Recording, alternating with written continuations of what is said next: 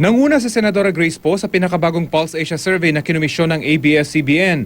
Sa tanong sa kung sino ang kanilang iboboto kung ngayon gaganapin ang eleksyon, 28% ng nasa 4,000 respondents ang nagsabing si Poe ang kanilang pipiliin.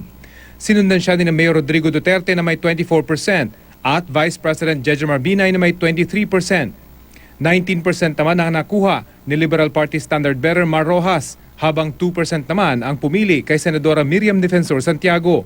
Malaking bagay yon in a tight race na kahit paano nag-solo lead ka. Kaya lang nga, ang tanong dun ay, mamaintain mo ba? Hindi tumaas si Senator Poe to the extent na ini-expect ng karamihan dahil hindi na siya disqualified. Tinanong din ng respondents kung sino ang kanilang pipiliin sakaling hindi magpatuloy sa kandidatura ang kanilang first choice sa pagkapangulo. Nanguna rin dito si Poe na nakakuha ng 29%. Pumangalawa si Binay na may 18%.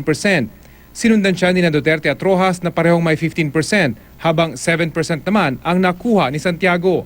Paliwanag ng Pulse Asia, mataas ang numero dito ni Poe dahil kuha ng senador ang boto ng mga tiga-suporta ng kanyang mga katunggali. Sa mga vice presidential candidates naman, tayo sa unang pwesto sina Senador Bongbong Marcos at Senador Chis Escudero na parehong nakakuha ng 25%. Sumunod si Congresswoman Leni Robredo na may 21%. Sinundan siya ni Senador Alan Peter Cayetano na may 14%. 5% naman ang pumili kay Senador Gringo Onasan habang 4% ang kay Senador Antonio Trillanes IV. Sa higpit ng labanan ngayon ayon sa Pulse Asia, linggo-linggo na halos sa mga isinasagawang survey.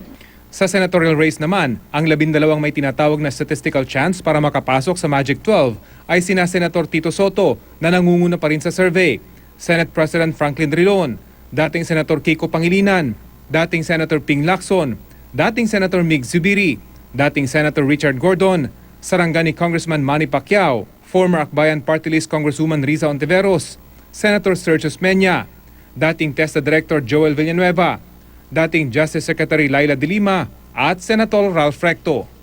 Rafi Tima, GMA News.